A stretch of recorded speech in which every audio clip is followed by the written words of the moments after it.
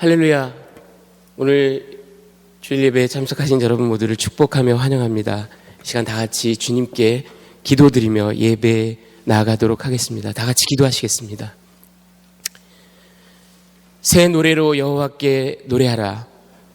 온 땅이여 여호와께 노래할지어다. 여호와께 노래하여 그의 이름을 송축하며 그의 구원을 날마다 전파할지어다. 그의 영광을 백성들 가운데, 그의 기이한 행적을 만민 가운데 선포할지어다. 할렐루야. 살아서 역사하시는 하나님 아버지, 주님께 감사를 드립니다.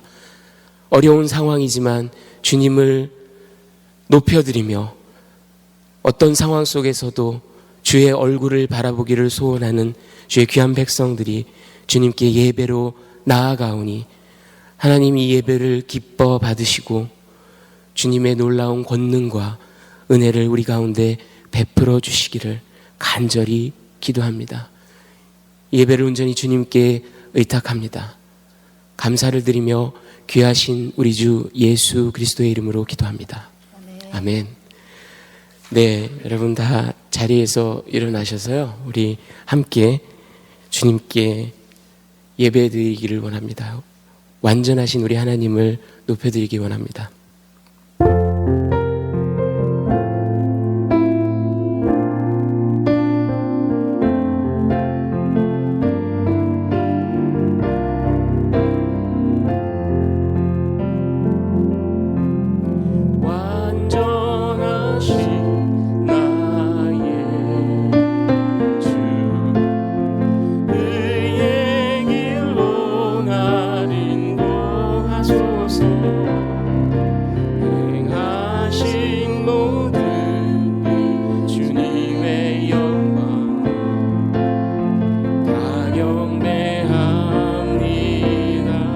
완전하신 나의 주, 주님으로 높이 받으소서.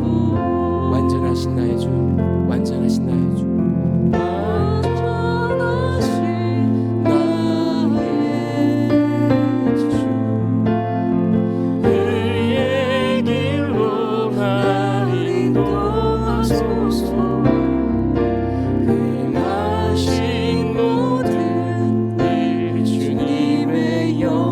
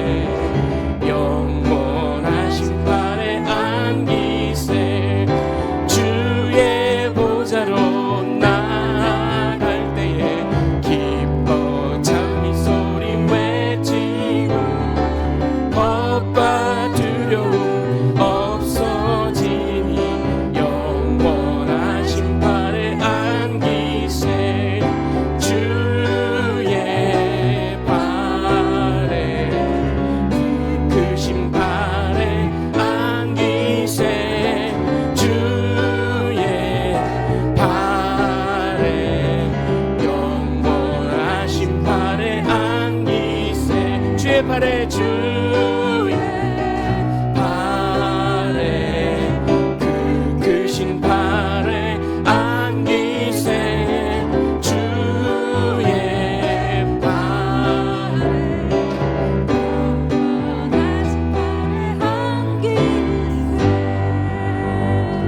아멘. 할렐루야. 주님의 이름을 높여드립니다.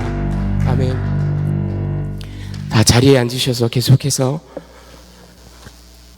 우리가 어려운 시기를 지나고 있지만 주님께서 우리를 굳건히 붙드실 줄 믿으며 이 찬양 주님께 올려드리기를 원합니다.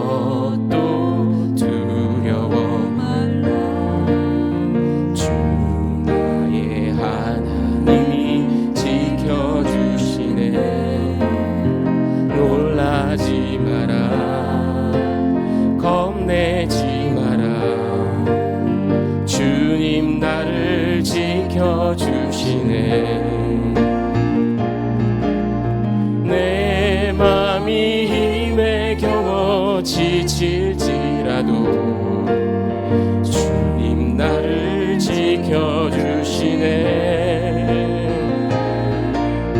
세상의 험한 풍파 몰아칠 때도 주님 나를 지켜주시네.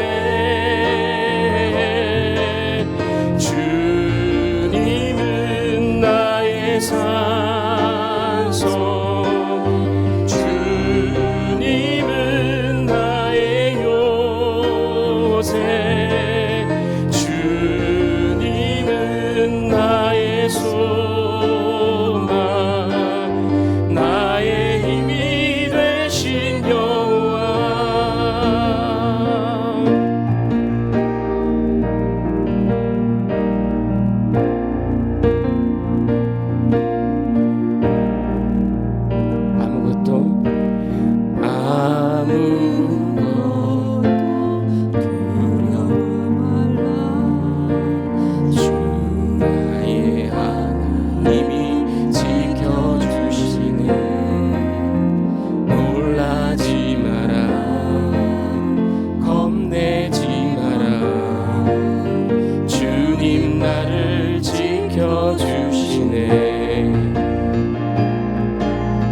내 맘이 힘에 겨워 지칠지라도 주님 나를 지켜주시네. 세상의 험한 풍파 몰아칠 때도 주님 나를 지켜주시네.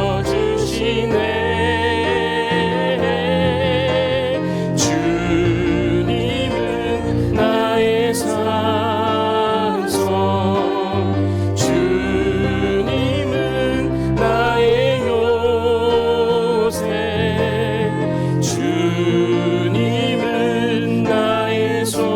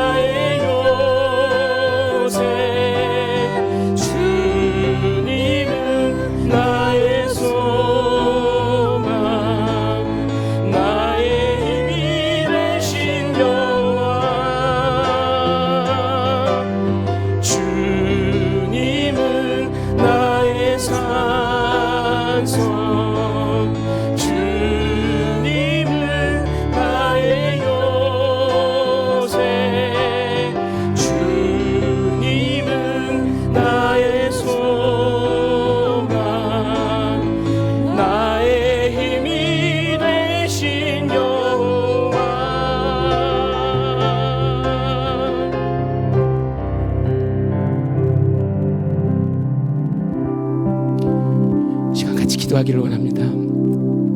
그렇습니다. 주님만이 나의 힘이시요 나의 요새이시며 나의 산성이심을 고백합니다. 우리를 구원하시고 높은 바위 위에 세우실 것을 믿습니다. 하나님, 어려운 시기를 지나는 주의 사랑하는 백성들이 굳건히 주님의 반석 위에 설 수 있도록 주여 역사하여 주시옵소서. 시간 다 같이 주님 함께 기도하겠습니다.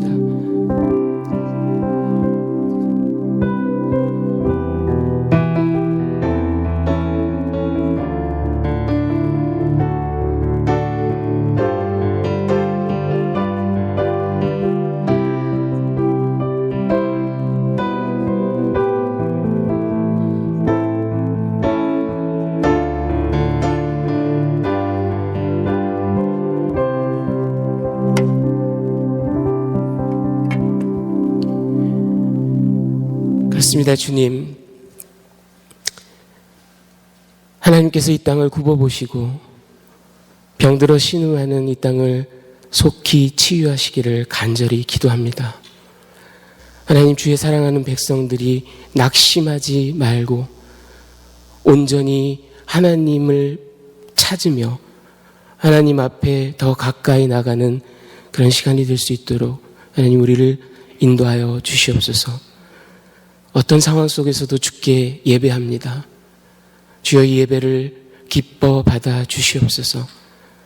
그리고 주님의 크신 뜻과 놀라운 은혜를 우리 가운데 부어주시기를 간절히 기도합니다. 부족한 종이 오늘도 주님의 말씀을 들고 단에 섭니다.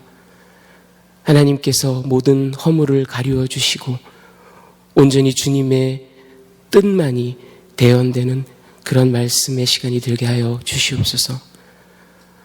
각 가정에서 안타까운 마음으로 기도하며 예배하는 주의 백성들을 긍휼히 여기시고 또 구분하여 하나님께 귀한 예물을 바치는 손길들을 주께서 축복하여 주시기를 간절히 기도합니다. 예배를 온전히 주님께 의탁하며 귀하신 우리 주 예수 그리스도의 이름으로 기도합니다. 아멘. 교회 소식은 주보를 참조하여 주시기 부탁드립니다. 당분간 우리가 코로나 바이러스로 인해서 이렇게 온라인으로 예배를 드리게 되었습니다. 여러분 많이 안타깝고 어려운 상황이지만 그럼에도 불구하고 가정에서 경건한 마음으로 또 하나님께 구분하여 시간을 드리고 주님께 예배 드리는 그런 우리 예담의 모든 지체들이 되시기를 간절히 바랍니다.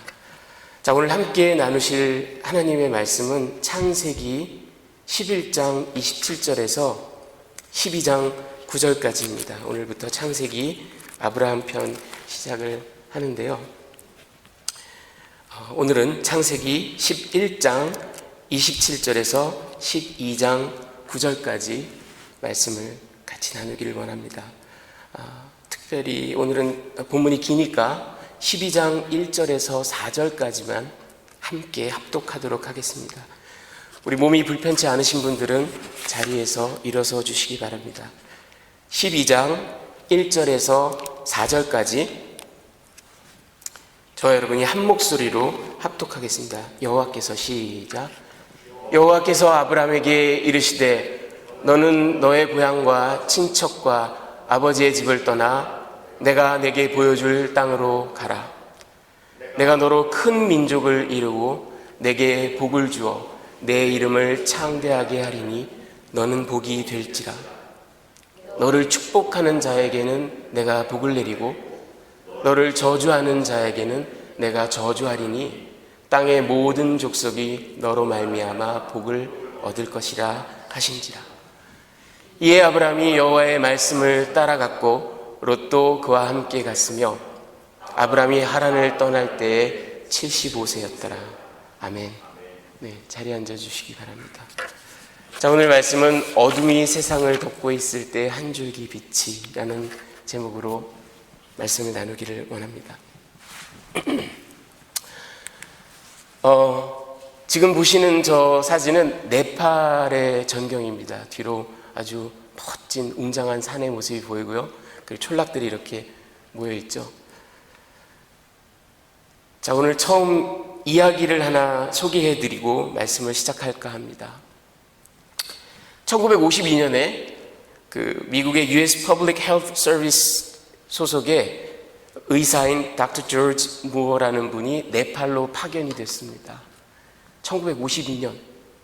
예. 그때 당시에 무어 박사가 네팔의 당도에서 의료 사업을 하고요. 그리고 보고서를 썼는데 그 보고서의 내용에 의하면 그때 당시 네팔 전국에 병원이 딱 하나 있었답니다. 그리고 네팔의 의사는 모두 9명.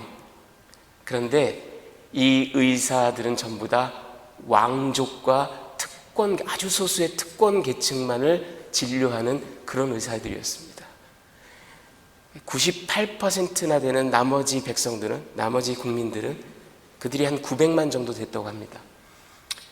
평생 나고 자라면서 의사는 물론이거니와 간호사 한번 구경 못하고 죽는답니다. 그리고 그때 당시 네팔 사람들의 평균 수명이 35세였다고 합니다. 그래서 조지 무어 박사가 의료팀을 구성하고 그곳 사람들이 말라리아, 그 다음에 스몰팍스, 천연두, 그리고 타이푸스, 뭐 이런 거, 발진티푸스 이런 걸로 정말 많은 국민들이 절반 이상이 죽어갈 정도로 그렇게 가난하고 질병에 신음하던 그런 나라였습니다. 제가 사진을 열심히 찾아봤는데 도저히 그 조지 무어 박사의 얼굴을 찾을 길이 없었는데 여기 딱 하나 있었어요. 그 의료 사업을 하던 중에 3명의 네팔 현지인과 함께 저게 호텔입니다. 오른쪽 하단에 개의 모습도 보이죠. 네. 저 호텔에서 지금 잠시 쉬고 있는, 너무 어두워서 여러분들 잘 보이실지 모르겠지만 지금 저 가운데 빨간 동그라미가 쳐져 있는 저분이 조지 무어 박사입니다. 먼저 그 살충제, 말라리아를 옮기는 그 모기들을 박멸하기 위해서 살충제를 다 뿌리고 집집마다 뿌리고 그렇게 방역을 해서 말라리아를 잡는 데는 아주 성공을 했습니다. 근데 문제는 스몰팍스, 천연두입니다. 이 천연두가 얼마나 위세를 떨쳤든지 저 네팔 어린이의 절반은 천연두로 죽습니다. 나머지 살아남은 아이들 중에 상당수는 평생토록 상처를, 자국을 가지고 살아갈 정도입니다. 그래서 이 천연두를 없애는 일, 예방을 하는 일을 이제 주요한 사업 목표로 잡았습니다. 자, 그런데 문제는 이 천연두 백신 예방 주사는 냉장 보관을 하지 않으면 안 돼요. 그런데 이 네팔 사람들이 막 험산줄령 곳곳에 뭐 조그마한 촌락 하나씩 이렇게 모여 사는 사람들한테 이게 다 가서 예방접종을 해야 되는데 냉장고가 그때 어디 있겠어요? 이 네팔에. 그 냉장고가 있어도 그걸 이고지고 올라갈 수도 없고 방법이 없습니다. 그래서 무어 박사가 한 방법이 이겁니다, 여러분. 몇몇 아이들을 데리고 옵니다. 그리고 그 아이들에게 천연두 예방 접종을 합니다. 여러분, 이 백신이라는 게 어떤 원리예요? 아주 소량의 그 천연두균을 집어넣는 겁니다. 그러면 병에 걸리는 거예요, 말하자면. 하지만 치명적인 그 분량은 아니죠. 회복하게 되어 있습니다. 그리고 그 회복을 하는 과정에서 앞으로 천연두와 싸워서 이길 면역 체계를, 항체를 딱 몸이 개발해내는 거죠. 그래서 이 어린 아이들에게 천연두 예방 접종을 합니다. 그리고는 여러분 잘 들어보십시오. 그 아이들을 함께 데리고 이 산으로 올라갑니다. 함께 여행을 떠납니다. 험산줄령으로 이 마을 저 마을 사람들의 손길이 닿지 않는 그곳으로 향해 이 아이들을 데리고 갑니다. 그리고 그곳의 당도에서는 어떻게 하냐면요, 여러분이 천연두 예방접종을 받으면 거기에 물집이 생깁니다. 그래서 그 마을의 당도에서 그 물집을 터뜨려요. 그리고는 실로 그 물집, 그러니까 병균이 있는 거기를 이렇게 갖다 댑니다. 그리고 그 병균이 묻어있는 실을 예방접종을 하기를 원하는 사람들의 그 스킨에다가 상처를 아주 조금 내서 피가 나오게 해서 거기다 그 균을 갖다가 넣습니다. 그러면은 예방접종을 한 것과 같은 그런 효과가 나타나게 되는 겁니다. 자, 여러분, 오늘 본문을 보면 11장 27절부터 32절까지 그 아브라함을, 하나님께서 아브라함을 선택하시는데 그 아브라함의 가족, 아브라함의 아버지 데라의 집안을 성경기사가 이야기합니다. 그래서 그 데라의 가게를 소개를 하는데요, 제가 그림으로 좀 그려봤습니다. 여러분 보여드리기 죄송합니다. 네, 데라의 가문, 여러분 데라의 아버지의 이름은 나홀입니다. 그리고 그의 아들 데라가 있고요. 데라는 아브라함을 낳고 나홀을 낳고 하란을 낳았습니다. 아브라함의 아내가 사레죠. 이 사레는 그런 의미에서 데라의 며느리이지만 나중에 창세기 보면 나오지만 아브라함이 사레를 자기의 이복 누이라고 소개를 합니다. 그걸 보면 데라가 후처 소생으로 낳은 딸인 듯 합니다. 자, 그렇게 사레, 아브라함, 나홀, 하란 이렇게 낳았습니다. 하란은 롯과 이스가와 밀가를 낳았어요. 그런데 이 밀가는 여러분 그 그림에서 보시다시피 한 학년 위, 자기 삼촌인 나홀 옆에 이렇게 가로로 들어가 있죠. 삼촌과 결혼을 합니다. 이 족장 시대에는 이렇게 조카와 결혼을 하거나 이복 누이와 결혼을 하는 일들이 흔히 있었습니다. 그리고 나홀은 이 진려 밀가와 결혼을 해서 8명의 아들을 낳죠. 그 중에 한 명이 부두엘입니다. 그리고 아직 태어나지는 않았지만 아브라함과 사레에게는 이삭이 태어나죠. 그리고 그 밑에 항렬에 가보면 여러분 잘 아시는 롯은 암몬과 모압 족속의 시조가 되는 두 아들을, 그것도 딸들을 통해서 낳게 되죠. 그리고 이 부두엘의 자녀가 바로 라반과 리브가입니다. 여러분 아시다시피 이삭은 에서와 야곱을 낳습니다. 자, 이게 데라가 앞으로 가지게 될 그 자손들이고요. 현재는 하란, 나홀, 아브람, 롯, 이스가, 밀가. 그런데 하란은 저들이 살고 있던 갈대아인의 우르 지방에서 이미 젊어 죽습니다. 그래서 이 데라의 가족이 아브라함을 불러내시는, 하나님께서 불러내시는 갈대아인의 우르에서 불러내셨다, 이런 이야기가 뒤에도 나오는 거로 봐서는 그 갈대아인의 우르 집, 남부 메소포타미아입니다. 그곳에서 이 가족을 불렀습니다. 그래서 저들이 가나안을 향해 가다가 중간에 하란, 북부 메소포타미아의 그 하란이라는 곳에 머무릅니다. 그리고 그곳에서 데라가 죽습니다. 그리고 난 다음에 하나님께서 이 하란에 거하고 있던 아브람을 다시금 부르십니다. 그 내용이 12장 1절에서 5절까지 아브람을 부르신 내용입니다. 이 내용을 보면 하나님께서 아브람에게 7가지의 약속을 하세요. 그게 뭐냐 하면, 첫 번째로 너로 큰 민족을 이루게 하겠다 내가. 두 번째, 너에게 복을 주겠다. 그리고 세 번째, 내 이름을 창대하게, 내가 유명하게 해주겠다. 네 번째, 너가 복이 될 것이다. 아브라함이 복이 될 것이다. 다섯 번째, 너를 축복하는 자를 내가, 하나님께서 축복하겠다. 여섯 번째, 너를 저주하는 자를 내가 저주하겠다. 그리고 마지막으로 이 땅의 온 족속이 너를 통해서 복을 받을 것이다. 다시 말하면 아브라함이 복의 통로, Channel of Blessing이 될 것이다. 그렇게 약속하십니다. 그래서 잠시 여정을 멈췄던 아브라함이 이제 아버지 데라를 장사 지내고 하란에서 다시 길을 떠납니다. 그때 나이가 75세입니다. 자기 아내 사레와 아버지를 잃은 조카 롯과 자기의 모든 가솔들, 그러니까 하인들이겠죠. 그리고 그 많은 가축, 이 재산을 전부 다 이렇게 챙겨서 가나안으로 떠납니다. 그리고 12장 6절부터 9절까지의 내용을 보면 이제 이 아브라함의 여정이 나오는데요. 특히 가나안 여정이 나옵니다.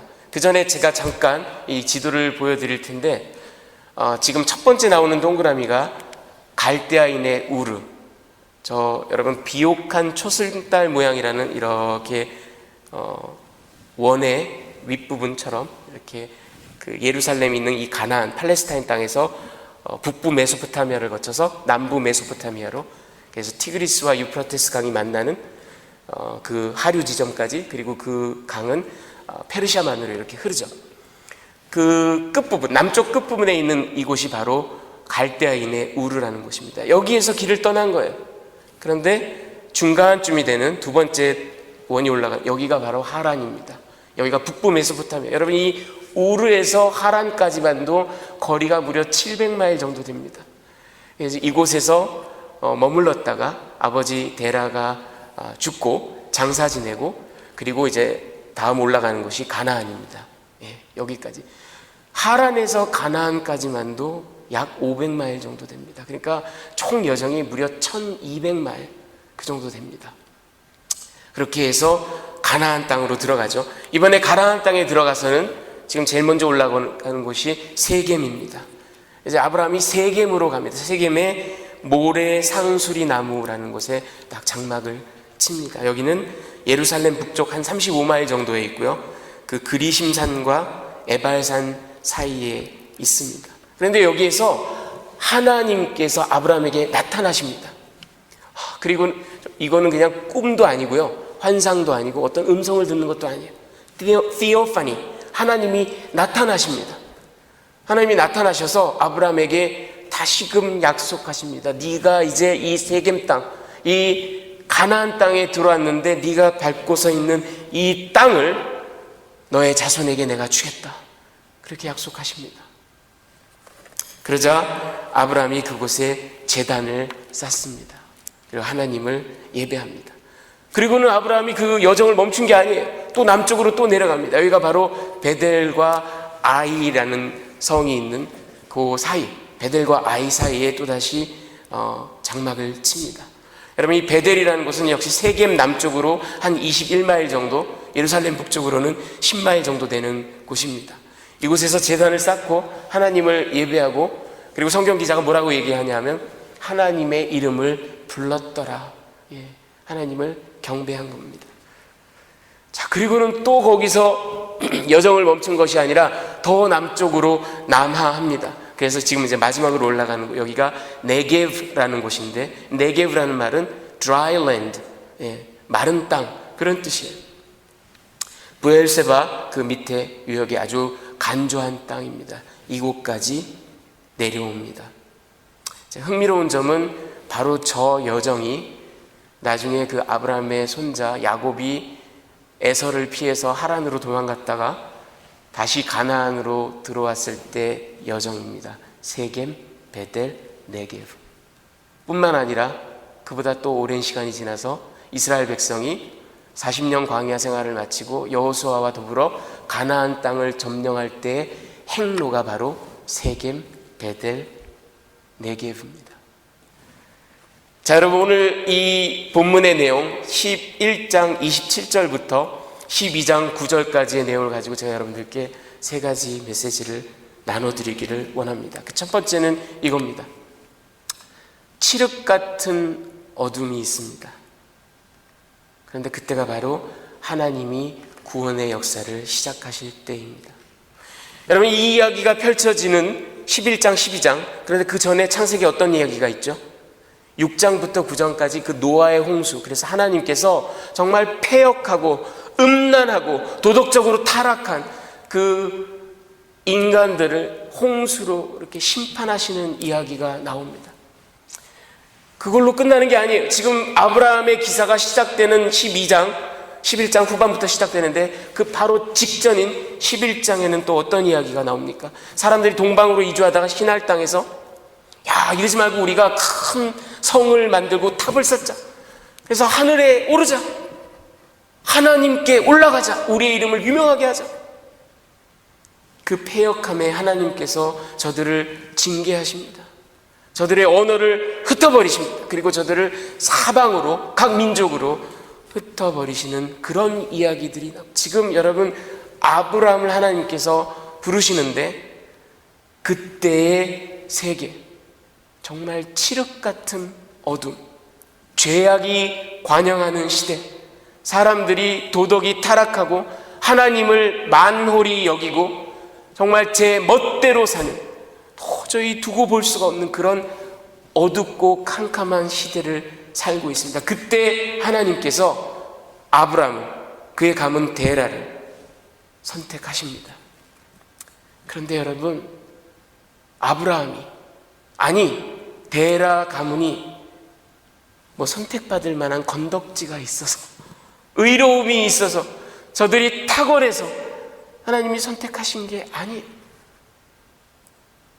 여러분, 이 데라의 가문은 아까 보여드린 그 지도에서 갈대아인의 우르, 메소포타미아, 남부 메소포타미아 그 갈대아인의 우르라는 곳에서 달신이 있어요. 여러분, 이 메소포타미아 사람들이 섬기던 달의 신, 신의 이름이 신입니다. S-I-N, 신. 예. 또는 난나라고도 합니다. 이 달신을 섬기던 가문이에요. 뭘 보면 알 수 있느냐? 여러분, 이 데라라는 이름이 예라라는 이름에서 왔습니다. 이 예라라는 말은 히브리어로 달이란 뜻이에요. 그리고 아브라함의 며느리가 된 사레, 데라의 역시 소생이죠. 딸이기도 하죠. 그 사레라는 이름은 샤라투라는 아카드어에서 온 것 같습니다. 이 샤라투라는 말은 퀸, 여왕이란 뜻인데 그냥 단순한 여왕이 아니라 저 달의 신의 아내를 샤라투라고 합니다. 그리고 하란의 소생 중에 밀가가 있죠. 나홀과 혼인한, 삼촌 나홀과 혼인한 이 밀가도 역시 밀카투라는 아카드어에서 나왔습니다. 이 밀카투라는 말은 여신 이슈타르의 또 다른 이름입니다. 그런데 이 이슈타르는 누구냐 하면 저 달의 신의 딸입니다. 이 데라 가문은요, 그냥 대대로 달의 신을 끔찍하게 봉양하고 섬기던 그런 가문이었습니다. 여러분, 우리는 달의 신이 이렇게 썸하우 좀 급이 낮을, 왜냐하면 애굽에도 그 태양신을 섬기고, 그 다음에 로마도 솔 인빅투스, 그래서 태양신을 섬기고, 썸하우 태양보다는 좀, 근데 이 메소포타미아 사람들은 저 달의 신이 가장 강력한 신이고, 저 달의 신 신의 아들이 샤마시라고 태양의 신입니다. 그러니까 그들이 섬겼던 가장 강력한 탁월한 신이 바로 달의 신. 그런데 저 데라 가문은 철저하게 달의 신을 숭배했던 사람들인 듯합니다. 뭘 보면 또 알 수 있냐면요, 여러분, 제가 아까 그 두 도시를 소개해드렸죠. 우르, 그리고 저 북부 메소포타미아의 하란, 요 두 도시가 메소포타미아 지역에서 달의 신을 섬기는 컬틱 센터로 가장 유명한 두 도시입니다. 데라가 우르, 갈대아인의 우르에서 길을 떠났을 때 모르긴 몰라도 아들 아브라함이 어느 날 갑자기 자기가 야훼라는 신을 만났다. 야훼가 우리 가족이 전부 다 이 가나안으로 가야 된다. 하나님께서 여기에 길을 보여주신다. 이런 소리를 하는 거예요. 그래서 아들, 자식 이기는 부모 없잖아요. 그렇죠? 그래서 아들이 성화를 하니까 어쩔 수 없이 길을 떠난 것 같아요. 데라가. 그래서 이 우르에서 가나안으로 가려면 여러분 이렇게 가장 최단, 여러분 직선으로 쫙 서쪽으로 가면 가장 빨리 가겠지만 그렇게 가면 죽습니다. 거기는 그냥 다 사막이에요. 살아남을 길이 없어요. 그래서 저 비옥한 초승달 모양의 이 둥그런 길을 따라가지 않으면 안 돼요. 여기가 바로 대상무역로가 있는 그 길이에요. 가장 단코스는 킹스 하이웨이라는 거를 따라서 이렇게 가버리면 아주 금방 가나안에. 근데 이게 아니더라도 예를 들어서 유프라테스 강을 그 상류 쪽으로 따라 올라가면 또 그 해상로라는 거를 거쳐서 이렇게 갈 수도 있습니다. 예, 약간 돌아가지만 그런 어쨌든 이 두 가지 길이 가장 빨리 가장 안전하게 대상무역을 하는 사람들이 가는 길입니다. 그런데 보세요, 데라는 가다가 삼천포로 빠지잖아요. 예, 북쪽으로 100마일 더 올라가서 하란이라는 곳으로 갑니다. 왜? 아들 따라 길 떠났다가 아이 싫어, 나는 그래도 달의 신 섬기고 살래, 내가 이 나이에 무슨 가나안, 그러고 빠진 거예요. 저 하란이 달의 신을 섬기는 그 컬틱 센터로 아주 유명한 곳이에요. 그 어쩔 수 없이 저곳으로 가서 아버지 데라가 그곳에서 죽고 장사 지내고 이제 다시금 식솔들을 데리고 가나안으로 간 겁니다. 이것만 보더라도 여러분, 이 데라의 가문이, 아니 아브라함이 속한 이 가문이 그 자체로 볼 게 없어요. 달의 신이나 열심히 섬기고 있던 사람들이에요. 그 당시 어둠이 가득 내려덮고 있던 그 세계와 과연 뭐가 그렇게 달랐겠어요? 그런데 하나님께서 저 가문을 고르십니다. 아브라함을 고르십니다. 칠흑 같은 어둠이 세상을 덮고 있을 때, 우리 인간이 바닥에 바닥을 쳤을 때 하나님께서는 그때 역사하십니다. 그때 하나님께서 이루어 가실 구원의 역사를 시작하십니다. 여러분, 아까 제가 시작할 때 그 조지 무어 박사 이야기를 했죠. 잘 생각해 보세요. 산 위로, 첩첩산 중 산 위로 올라가서 죽어가는 사람들을 살려야만 됩니다. 그런데 조지 무어 박사가 한 일이 뭡니까? 아이들을 골라요. 그들에게 백신을 줍니다. 그들에게 생명의 근원이 될 만한 어떤 그 무엇인가를 줍니다. 그리고 그들과 함께 길을 떠납니다. 여행을 떠나요. 그 험산 줄령을 올라가요. 여러분, 하나님께서 구원의 역사를 시작하시는데 볼 것 없는 가문 데라에, 볼 것 없는 사람 아브라함을 고르십니다. 그리고 그에게 생명의 씨앗을 주십니다. 왜? 아브라함의 후손으로 우리 예수께서 오시잖아요. 그리고는 그와 함께 길을 떠납니다. 이 믿음의 여정, 험산 줄령과도 같은 이 믿음의 여정을 떠납니다. 여러분 하나님의 구원의 역사를 생각하실 때, 떠올리실 때 2000년 전 베들레헴 땅에 그 작고 연약한 아기의 모습으로 오신 우리 하나님의 독생하신 아들 예수 그리스도를 생각하시죠? 물론입니다. 하나님의 구원의 역사의 클라이맥스, 절정이에요. 끝판. 그런데 하나님의 구원의 역사는 그때 시작한 게 아니에요. 지금부터 4000년 전, 아브라함은 주전 한 2000년 무렵 사람으로 우리가 알고 있습니다. 주전 2000년, 그러니까 지금으로부터 4000년 전에 이미 하나님께서는 아브라함이라는 사람, 아무것도 내세울 것 없는 사람, 아브라함이라는 사람을 고르셔서 그에게 생명의 씨앗을 심어주십니다. 그리고는 그와 함께 길을 떠나세요. 믿음의 여정을 떠나세요. 아니, 그러면 하나님의 구원의 역사가 아브라함과 함께 했을까요? 아니에요. 그것보다도 훨씬 더 오래전에, 여러분, 창세기 3장 15절을 우리 한번 같이 읽어보겠습니다. 시작. 내가 너로 여자와 원수가 되게 하고 내 후손도 여자의 후손과 원수가 되게 하리니 여자의 후손은 내 머리를 상하게 할 것이요 너는 그의 발꿈치를 상하게 할 것이니라 하시고, 에덴 동산에서 아담과 하와가 선악과를 따먹고 범죄했을 때, 그리고 그 일에 기여한 이 뱀에게 하나님께서 선포하신 말씀입니다. 내가 너의 후손과 여자의 후손이 원수가 되게 하겠다. 그런데 여자의 후손이 내 머리를 상하게, 이 후손이 누구예요, 여러분? 이 후손이 바로 하나님의 독생하신 아들 예수 그리스도입니다. 사단을 밟아서 승리하신 저 여자의 후손 씨, 저게 히브리어로 ጼ라입니다. 하나님께서는 이미 창세기 3장 15절에 에덴 동산에서 구원의 플랜을 이미 말씀하셨어요. 그래서 신학자들은 이 창세기 3장 15절을 프로토 유앙겔리온, 원시 복음이다. 태초의 복음이다. 이미 하나님은 복음을 선포하셨어요. 예수님을 이미 선포하셨어요. 그게 바로 ጼ라, 씨, 후손입니다. 오늘 우리가 읽은 본문의 창세기 12장 7절을 다시 한번 같이 읽어보겠습니다. 시작.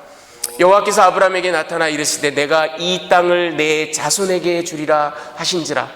자기에게 나타나신 여호와께 그가 그곳에서 제단을 쌓고 내 자손에게, 너의 제라에게, 너의 씨에게. 예.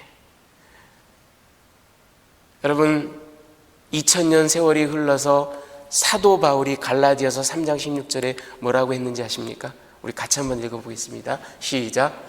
이 약속들은 아브라함과 그 자손에게 말씀하신 것인데 여럿을 가리켜 그 자손들이라 하지 아니하고 오직 한 사람을 가리켜 내 자손이라 하였으니 곧 그리스도라. 예, 갈라디아서는 헬라어로 쓰였기 때문에 제라가 아니라 스페르마. 예, 이게 바로 씨예요. 씨. 단수 하나, 씨.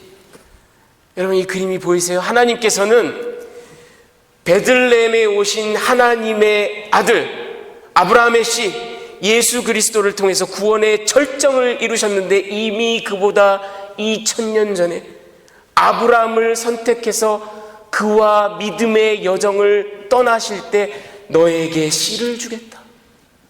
너에게 씨를 주겠다. 아니, 그보다도 훨씬 이전에 이미 에덴 동산에서 선악과를 따먹고 범죄했을 때 내 여자의 씨 후손을 통하여 내가 사단을 밟겠다. 이 하나님의 놀라운 구원 계획. 예. 그런데 우리 인간이, 우리 나약한 인간이, 우리 추악한 인간이 그 죄악이 적나라하게 드러났을 때, 아무것도 우리 힘으로는 할 수가 없을 때, 그때 하나님께서는 역사하시기 시작합니다. 그의 구원의 플랜을 시작하십니다. 그래서 그의 긍휼이 아니고서는, 그의 은혜가 아니고서는, 여러분, 그의 전적인 주권이 아니고서는 구원이란 있을 수가 없습니다. 인간이 이루는 게 아닙니다. 여러분, 바로 직전에 그 바벨탑에서 11장 4절을 보면요, 사람들이 뭐라 하는지 아세요? 야, 우리가 성읍을 쌓아서 하늘에 닿자. 그리고 우리 이름을 유명하게 하자. 12장 2절에 하나님께서 아브라함을 부르실 때 뭐라고 하십니까? 내가 너의 이름을 창대하게 하겠다. 내가 너를 유명하게 하겠다. 여러분, 우리가 우리 자신을 유명하게 하는 게 아닙니다. 그의 이름이 창대해지는 것은 하나님의 기프트입니다. 여러분, 우리가 우리 자신을 구원하는 것이 아닙니다. 구원은 하나님의 전적인 선물입니다. 여러분, 우리는 지금 COVID-19, 이 코로나 바이러스로 인해서 큰 고통을 겪고 있습니다. 하나님께서 우리의 기도를 들으시고 이 땅을 치유하실 줄 믿습니다. 하나님께서 구원의 역사를 시작하실 줄 믿습니다. 우리 하나님은 선하신 하나님, 좋으신, 우리가 다 이해할 수는 없지만, 많은 사람이 죽어가고 많은 사람이 신음하고 있지만 somehow 하나님께서는 그 선하심으로 인하여 결국은 회복시키실 것이고 우리를 다시 세우실 것을 확신합니다. 하지만 여러분, 이런 일을 통하여 우리는 다시 한번 겸손해질 필요가 있습니다. 겸비해질 필요가 있습니다. 생각해보면 양차대전을 거치고 홀로코스트와 아토믹밤과 그 인류의 잔인함과 그 추악함을 눈으로 목도한 인간들이 정말 인류의 역사를 다시 바라보기 시작했고, 우리의 문화를 다시금 그 포스트 모더니즘이라는 그런 시류 속에서, 조류 속에서 다시금 바라봤지만 20세기를 마치고 21세기를 살아가는 지금 인간은 또다시 자신감과 자만, 우리가 가지고 있는 테크놀로지, 우리가 가지고 있는 이성, 우리가 가지고 있는 금권, 여러분, 테크놀로지보다 더 무서운 게 금권이에요. 월스트리트 이런 데 가보세요. 정말 컴퓨터 앞에 앉아서 한 나라가 죽고 살 만한 규모의 엄청난 돈이 컴퓨터 스크린에서 왔다 갔다 합니다. 금권, 이성, 시스템, 정치체제, 우리가 이런 것들을 너무나 믿어왔습니다. 바벨탑을 쌓아왔어요. 여러분, 교회와 하나님의 백성들도 자유롭지 못하다고 생각합니다. 언젠가부터 교회가 유명해졌어요. 스스로 돈도 많아졌어요. 막 정말 바벨탑처럼 하늘을 향해서 치솟아 올라가는 교회 건물들, 너무나 돈이 많아서 세습하는 교회 건물들, 그리고 triumphalism, 승리주, 우리가 세상을 바꿀 수 있다, 우리가 복음화할 수 있다, 우리가 놀라운 프로그램들로 이 모든 사람들을 개조하고 바꿀 수 있다, 우리는 힘이 있다, 우리는 능력이 있다, 우리는 잘할 수 있다. 하늘에서 하나님께서 보고 웃으십니다. 여러분, 우리는 겸손하게 다시 한번 하나님 앞에 무릎 꿇어야 될 줄로 믿습니다. 보세요. 그렇게 위대한 우리 인간, 그렇게 놀라운 능력과 힘을 가지고 있는 우리 인간, 그런데 전자현미경으로 들여다봐야 보이는 미생물 축에도 못 드는 바이러스 하나 때문에 이렇게 초토화되는 인간들을 보십시오. 다시 한번 우리는 붙잡아야 됩니다. 하나님의 긍휼하심이 없으면, 하나님의 은혜가 없으면 우리는 한순간도 살아갈 수 없는 존재들입니다. 주님, 우리를 긍휼히 여겨주십시오. 우리를 불쌍히 여겨주십시오. 주님 앞에 다시 한번 무릎 꿇습니다. 그리고 이 땅을 하루속히 치유하여 주십시오. 그런 기도가 우리 교회의 기도가 되기를 간절히 소원합니다. 여러분, 두 번째로 이 아브라함이요, 믿음의 여정을 떠납니다. 아까 제가 조지 무어 박사와 그 어린이들이 산을 향해서 올라가는 거에 빗대어 말씀드렸어요. 하나님께서 이 아브라함에게 생명의 씨앗을 주시고 그와 함께 믿음의 여정을 떠납니다. 그를 불러내세요. 그런데 여러분, 이 calling, 부르심이라는 건 말이 좋아 부르심이지, 사람들이 부르심 받았어, 하나님이 나를 부르심, 말이 좋아 부르심이지, 부르심은 사실은 떠남입니다. 부르심은 사실은 버림입니다.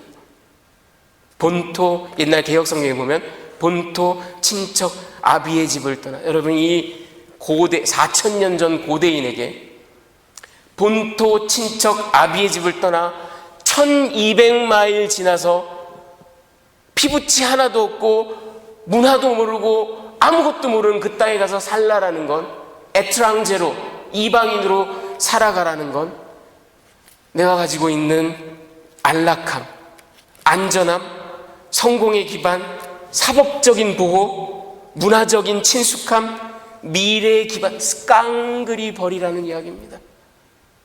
모두 다 버리라는 이야기입니다.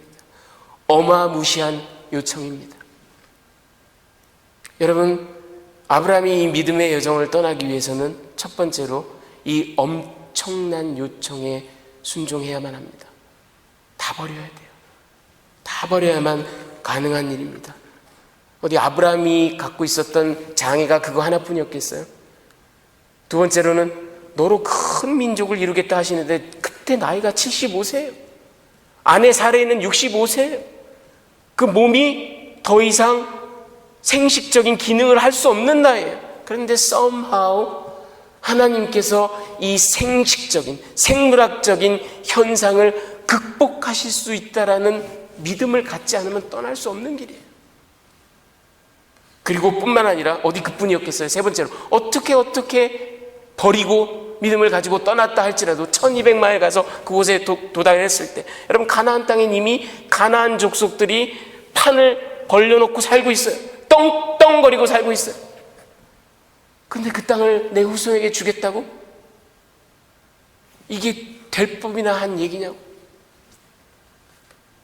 그런데 이것을 바라보고 나아가야 합니다. 바로 히브리 기자는 8장 11절에 그것을 이렇게 얘기합니다. 우리 같이 한번 읽어보겠습니다. 시작.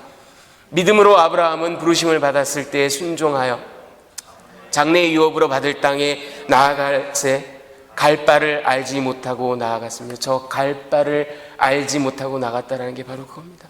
알 수 없고 도저히 용납하기 어려운 요청, 눈에 보이지 않는 미래, 그런데 갈 바를 알지 못하고 나아가기 위해서는 여러분 아주 혁명적인 순종을 하지 않고는 불가능합니다. Radical obedience, 혁명적 순종을 하지 않고는 불가능한 이야기입니다. 19세기에 프러시아 출신, 독일 출신의 조지 뮬러라는 크리스찬이, 그리고 박애주의자가 있었습니다. 영국에서 활동했던 사람인데요, 이 사람은 평생토록 10,000명이 넘는 고아들을 돌봤습니다. 그리고 특히 뮬러는 그 기도의 응답으로 아주 유명한 그런 사람입니다.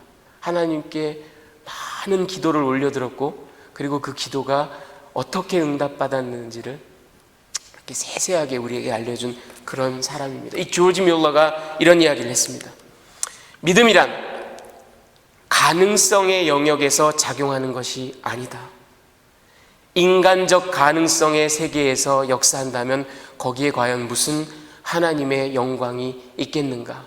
믿음이란 인간의 힘이 종착점에 달했을 때 비로소 일하기 시작하는 것이다. 여러분, 아브라함은 이 불가능의 영역에서, 아니 어떻게 보면 불가능한 말도 부족해요. 남들이 들으면 배꼽을 잡고 뒤로 자빠지고 웃을 일입니다. 뭐? 네가 그 나이에 아들을 낳아? 가나안 땅에서 네가 유명해져? 그런데 그는 이 혁명적 순종, 이 믿음의 여정 길을 떠납니다. 자, 끝으로 세 번째로, 그런데 이 여정을 이끄는 이정표가 여러분 바로 worship, 예배입니다. 여러분, 길을 떠났다 그랬잖아요. journey, 믿음의 여정. 여러분, 여행해 보셔서 아시겠지만, 등산해 보셔서 아시겠지만, 길을 가는데 군데군데 있는 이 이정표를 따라가야지, 그거를 따라가지 못하고 아까처럼 삼천포로 확 빠져버리면 그냥 평생 딴짓만 하다 끝나는 거예요. 이정표가 있어야 돼요. 그런데 아브라함에게 이 이정표가 바로 예배, 월십입니다. 그가 혁명적 순종을 하고 믿음의 길을 떠납니다. 여러분, 그렇지만 이 믿음 역시 하나님이 주시는 선물입니다. 아까도 말씀드렸잖아요. 아브라함 자신에게 내세울 게 없다고요. 데라 가문에 뛰어난 게 없다고요. 하나님께서 그를 일방적으로 선택하십니다. 하나님께서 그를 길을 떠나게끔 재촉하십니다. 그를 안전한 둥지에서 밀어내십니다. 우르에서 최초로, 갈대아인의 우르에서, 그 남부 메소포타미아에서 최초로 그를 불러내십니다. 잘 가다가 삼천포로 빠져가지고 하란에서 민기적거리고 있는데 하나님께서 또 그를 불러내십니다. 75세 나이에 이제 아버지를 장사하고 식솔들을 데리고 다시금 길을 떠나는 아브라함의 마음속에 그가 혁명적 순종을 했다고는 하지만 나는 확실하게 승리할 거야, 나 다 비켜, 이러고 떠났겠어요? 아브라함도 머릿속에 온갖 생각이 많았을 겁니다. 그런데 가나안 땅에 들어가자마자 세겜에서 하나님께서 이제 그 아브라함, 두려워하고 있는 아브라함, 아직도 확신이 없을 수 있는 그 아브라함을 나타나서 만나주십니다. Theophany, 하나님이 직접 나타나시는 거예요. 그리고는 다시금 약속하십니다. 너의 씨에게, 너의 자손에게 내가 지금 네가 밟고 있는 이 땅 가나안을 주겠노라. 그가 그곳에서 예배 드리죠. 그리고 베델에 가서도 역시 그가 하나님을 예배합니다. 여러분, 이게 보이세요? 하나님은 가봐 하고 떠밀어 놓고 내몰라라 하시는 분이 아니에요. 한 걸음 한 걸음 그와 동행하십니다. 때마다 시마다 나타나 주십니다. 그리고 그를 예배를 통하여 만나 주십니다. 여러분, 이 만나 주심이 이 아브라함을 예배자로 변화시키는 겁니다. 그가 여정을 시작할 수 있는 것도, 그가 여정을 지속할 수 있는 것도, 그리고 그 믿음의 여정을 끝낼 수 있는 것도 결국은 이 만나 주심, 이 예배 때문에 가능한 것입니다. 그는 적극적인, 어그레시브한, 오만불손한 바벨탑을 쌓았던 그런 빌더, 타워 빌더가 아니에요. 그는 수동적인, 철저히 패시브한, 은혜의 수혜자, 부끄러워하는 사람, 수줍어하는 사람, 겸비한 사람, 제단을 쌓는 사람, altar builder, 타워 빌더가 아니에요. altar builder, worshiper입니다. 예배자입니다. 그렇기 때문에 그가 이 여정을 갈 수 있는 겁니다. 여러분, 제가 여러 번 소개해드린 적이 있었던 영국의 존 스토트 목사님이 그전에도 이 말씀을 한번 소개해드린 적이 있죠. 예배를 이렇게 정의합니다. 인간이 주장할 수 있는 최상의 고귀함이란 피조물로서 창조주이신 하나님을 아는 능력을 말하며 그와 인격적인 관계를 맺을 수 있는 것을 말하며 그를 사랑하고 그를 예배할 수 있는 것을 의미한다. 진실로 우리는 창조주 앞에 무릎 꿇고 예배 드릴 때 가장 인간답다. 여러분께 흥미로운 이야기를 하나 해드리면서 말씀을 맺도록 하겠습니다. 여러분, 이게 뭔지 아세요? 이게 아이스하우스라는 겁니다. 오늘날 우리는 냉장고에 음식을 막 쟁여놓고 이렇게 살지만 냉장고가 발명되기 이전에 사람들은 음식을 어떻게 보관했을까요? 저렇게 아이스하우스라는 것을 짓습니다. 20세기 초반에만 해도 저런 게 있었어요. 초중반에만 해도 벽돌, 아주 두꺼운 벽돌로, 그래서 인슐레이션이 잘 되게 두꺼운 벽돌로, 그리고 때로는 동굴 아니면 지하 이런 데다가 집을 짓습니다. 그리고는 창문도 하나도 내지 않아요. 그리고 아주 문이 꽉 닫혀서 틈새가 하나도 없는 그런 문을 만들고는, 그리고 한겨울에 호수가 얼거나 물이 얼었을 때 그거를 블락으로 만들어서 거기다 다 쟁여놓습니다. 예, 그리고 톱밥으로 또 그 위를 다 덮어요. 그래서 보냉이 되도록. 그리고 거기다 음식을 보관을 하죠. 일이 많아요. 거기다가 다 얼음들을 실어 날라야 되니까. 그 일을 하던 한 인부가 어느 날 갑오로 물려받은, 아버지로부터 물려받은 아주 소중한 시계를 저 안에서 작업하다가 잃어버렸습니다. 그래서 여러분, 누가복음에 나오는 드라크마를 잃은 여인처럼 막 난리가 났어요. 막 톱밥을 다 뒤지고 얼음 사이를 다 들여다보고 막 그 시계를 찾으려고 난리가 났어요. 몇 시간을 들여서 찾는데 안 나와요. 그 사람이 그냥 막 정신을 잃고 그러는 모습을 보고 같이 일하던 동료들 여러 명이 달려들어서 뭐야 우리가 같이 찾아줄게. 난리가 났어요. 몇 시간을 그렇게 뒤졌는데 못 찾았습니다. 그래서 정말 울상이 되어서 이 사람이 사람들과 함께 나옵니다.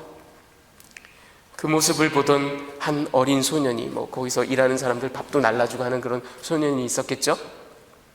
조용히 저 아이스하우스에 들어갑니다. 그러더니 몇 분 있다가 시계를 딱 들고 나옵니다. 그래가지고 이 사람이 아유 고맙다, 너무 고맙다, 마치 그 드라크마를 찾은 여인처럼 잔치라도 벌였겠죠.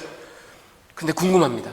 아니, 우리가 이 어른들이 10명 가까이 들어가서 찾았는데 못 찾았는데 도대체 어떻게 찾은 거니? 이 소년의 대답이 이렇습니다, 여러분. 네, 들어가서요, 문을 딱 닫고 톱밥 위에 그냥 엎드려 가만히 누워 있었습니다. 그러자 째깍 하는 소리가 들리기 시작했어요. 그래서 그 시계를 찾을 수 있었습니다. 여러분, 저는 어떻게 생각해 보면 이게 바로 우리 예배자의 자세입니다. 높아진 생각을 내려놓고 조용히 무릎 꿇고, 엎드려서 하나님 앞에 완전히 엎드려서 겸손하게, 겸비하게 회개하며 하나님의 영광 앞에 막 떠들어대는 사람이 아니라 조용히 듣는 자가 되어서 하나님의 세미한 음성을 듣는 것. 여러분, 지금 우리는 이 코로나 바이러스로 인해서 공동체 예배, corporate worship을 말하자면 박탈당한 상태를 살아가고 있습니다. 우리는 로마 시대나 아니면 구공산권 국가처럼 국가와 정부로부터 아니면 주류 사회로부터 핍박을 받고 있는 게 아니에요. 그동안 기독교는, 특히 서구 세계의 기독교는 너무나 편안한 신앙생활을 해왔습니다. 우리에게 닥친 박해는 그런 박해가 아니에요. 아까도 말씀드린 전자현미경으로 들여다봐야 볼 만큼 미생물 축에도 못 드는 바이러스의 핍박을 받고 있습니다. 우리는 지금 우리로 하여금 생각하게 합니다. 함께 공동체가 모여서 코퍼레이트 월십을 하는 것, 하나님을 높여드린 것이 얼마나 소중한 만남이었는지 우리는 박탈당했을 때 더욱더 절실하게 깨닫습니다. 그런데 그 소중한 예배를 얼마나 우리는 당연시 여겨왔는지, 그 필수불가결한, 우리의 이정표가 되는 그 필수불가결한 예배를 얼마나 액세서리처럼 생각해 왔는지, 우리를 인간답게 피조물답게 만드는 가장 아름다운 행위인 예배를 우리는 그동안 얼마나 별 대수롭지 않은 걸로 여겨왔는지,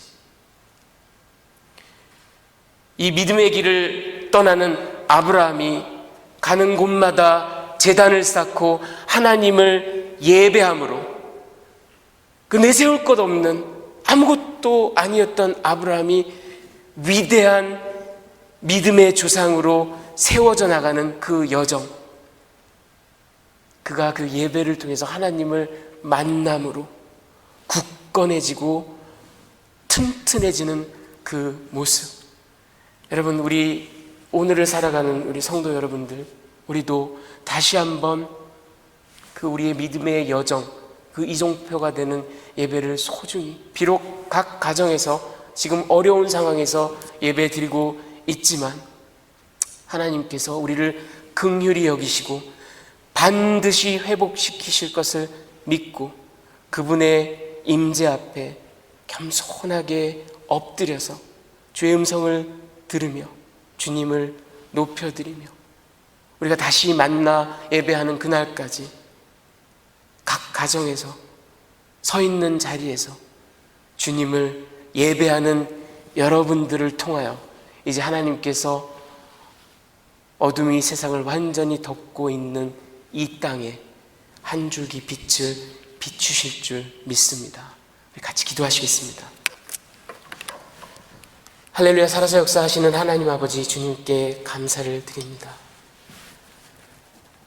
하나님, 이 땅을 굽어 살펴보시고 우리를 긍휼히 여기시며 이 땅을 치유하여 주시고, 하나님, 그동안 우리가 잊고 살았던 것, 우리가 당연시 여겼던 것, 하나님 다시 한번 바라보며 우리 마음에 새기며 하나님의 은혜가 아니고서는, 하나님의 주권이 아니고서는 우리는 단 1분 1초도 지속할 수 없는 존재들임을 다시 한번 깨달으며 하나님께 간구하고 아버지를 기다리는 그런 시간으로 하나님 이 시간들을 우리가 채워나가기를 간절히 소원합니다. 주여, 불쌍히 여겨주시고 우리를, 이 땅을 회복시켜 주시기를 간절히 소원합니다.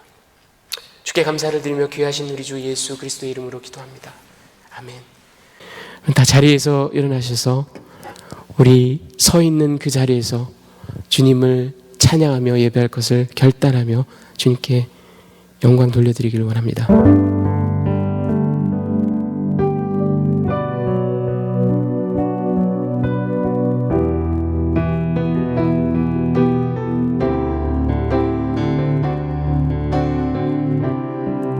모든 상황 속에서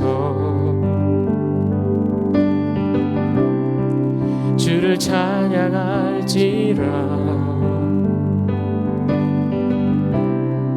주는 너의 큰 상급,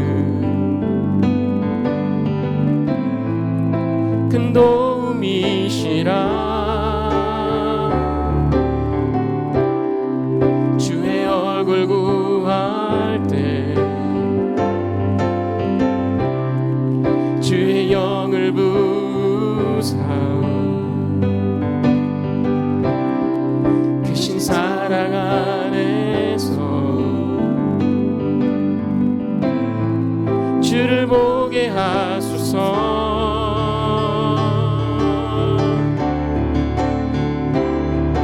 내 영혼이 확정되고 확정되어 싸우니 믿음의 눈 들어 주를 바라봅니다.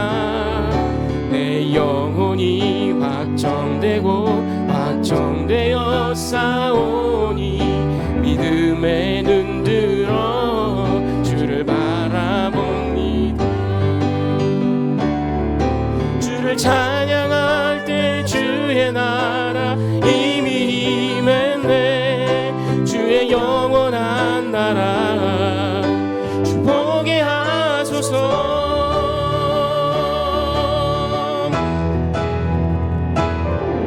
내 영혼이 확정되고 확정되어 싸우니 믿음의 눈 들어 주를 바라봅니다.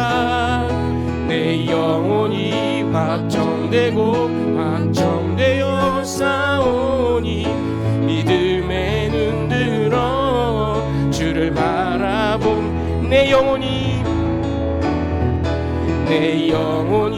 확정되고 확정되어 싸우니 믿음의 눈 들어 주를 바라봅니다. 내 영혼이 확정되고 확정되어 싸우니 믿음의 눈 들어 주를 바라봅니다.